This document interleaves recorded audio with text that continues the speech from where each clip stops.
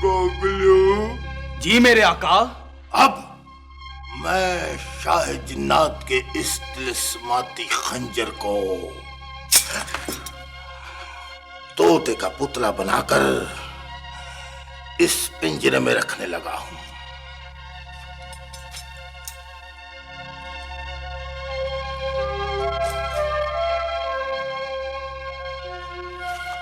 मेरे आका, मैं मंत्र पढ़ता हूं। तकदीन तकदीन तका के तकदीन तकदीन तकदीन तका के तकदीन तकदीन। तुम्हारी ये जुर्रत कि अब तुम सामरी जादूगर के सामने मंत्र पढ़ने लगे हो। मंत्र मैं पढ़ूंगा। किड़ किड़ किड़ किड़ कहन कड़ा कड़ किड़ किड़ किड़ किड़ कहन किड़ किड़ किड़ किड़ कहन कड़ा कड़ किड़ किड़ किड़ किड़ कहन कहन।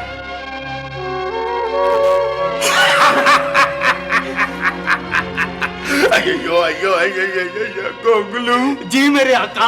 अब किसी को शुबा भी नहीं होगा कि शाही जिन्नात का तिलिस्माती खंजर तोते के रूप में इस पिंजरे में बंद है।